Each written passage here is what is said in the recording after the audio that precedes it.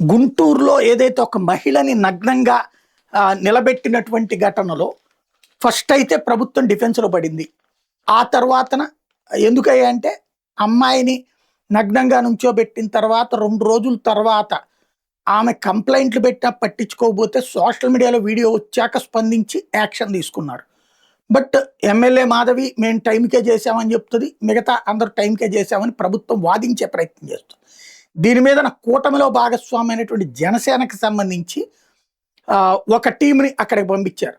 ఆ టీంలో ఒక మెంబర్ పెట్టినటువంటి పోస్టు అసలు వాస్తవాలు ఏంటయ్యా అంటే, జిల్లా అధ్యక్షుడు గాలి వెంకటేశ్వరరావు గారు మహిళలు మీరు వెళ్ళి పూర్తి సమాచారం తెలుసుకుని రండి అన్నారు, జరిగింది క్లుప్తంగా బాధితుల మాటల్లో అంటూ పెట్టినటువంటి ఒక పోస్టు అసలు వాస్తవాల్ని కళ్ళకు కట్టేలా చెప్తోంది. ఒకరు అధికార పార్టీ యాక్టివ్ మెంబర్, ఇంకొకరు కూడా అదే పార్టీ కాకపోతే యాక్టివ్గా లేరు.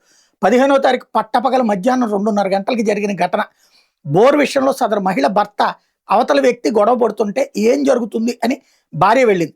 మహిళ చేయబట్టుకుని నువ్వు ఎంత అన్నప్పుడు గాజులు పగిలి రక్తం కారటం, వెంటనే ఆ మహిళ అతను చొక్కా పట్టుకోవడం, చొక్కా కొంచెం చెరగడం, అందరినీ పోగేసి భార్యాభర్తని కొట్టడం, కానిస్టేబుల్ రావడం, వెంటనే అందరూ పోలీస్ స్టేషన్కి వెళ్ళడం, అక్కడ జరిగింది చెప్పడం. ఈ తప్పు జరిగినప్పుడే వార్నింగ్ ఇచ్చి మహిళ ఒంటి మీద చేయి వేస్తావా తాట తీస్తామని చెప్పుంటే ఇంకొక తప్పు జరిగేది కాదు. అంటే తప్పు జరిగింది, దాన్ని కవర్ చేసుకొచ్చారు. అప్పుడు టైం రాత్రి 8 అయింది. భర్త పోలీస్ స్టేషన్లోనే ఉన్నాడు. కొడుకు తల్లిని బైక్ ఎక్కించుకుని ఇంటికి రావడం జరిగింది.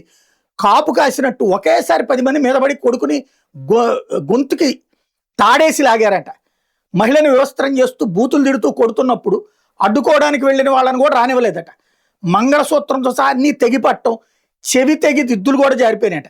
చివరికి ఆమెను కాలువలోకి తోసేసినప్పుడు చుట్టుపక్కల మహిళలు పరిగెత్తుకొచ్చి అందరినీ దోసుకుంటూ ఆమెను లేపి పక్కకి తీశారు. ఇది జరిగింది. ఇదంతా బయటికి రాలేదు, అటు ప్రతిపక్షానికి కూడా జాతకాలేదు. అప్పుడు పోలీస్ స్టేషన్కి వెళ్తే ఎమ్మెల్సీ చేయించుకొచ్చి కంప్లైంట్ ఇవ్వమన్నారట. హాస్పిటల్లో అర్ధరాత్రి 1 గంట దాటిందట.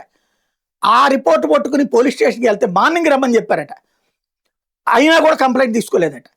ఎమ్మెల్యే దగ్గరికి వెళ్తే ఎమ్మెల్యే మాధవి స్టేషన్కి ఫోన్ చేసి ఇమీడియట్గా కేసు పెట్టమని చెప్పిందట. కానీ ఆమె ఏమో ఢిల్లీ పర్యటనకి వెళ్ళిపోయింది. ఇక్కడ వీళ్ళని ఎవరిని అరెస్ట్ చేయలే. పైగా మా పార్టీ మా ఇష్టం అంటూ కాలర్ ఎగరేసి ఇంకా తిడుతూనే ఉన్నారట. అప్పుడు సీసీటీవీ ఫుటేజ్ సోషల్ మీడియాలో వైరల్ అయ్యాక 17వ తారీఖున నిందితులు రిమాండ్కి తీసుకున్నారు. ఇది అసలు జరిగినటువంటిది. అంటే ప్రజలకి చెప్తున్నది, ప్రభుత్వం చెప్తున్నది అబద్ధమే. ప్రతిపక్షం కూడా పూర్తి సమాచారం తీసుకురాలేకపోయింది. జనసేన అసలు విషయాన్ని బయటపెట్టింది. బట్ మాధవిని సపోర్ట్ చేయాల్సిందే, ప్రభుత్వాన్ని సపోర్ట్ చేయాల్సిందే, తప్పదు.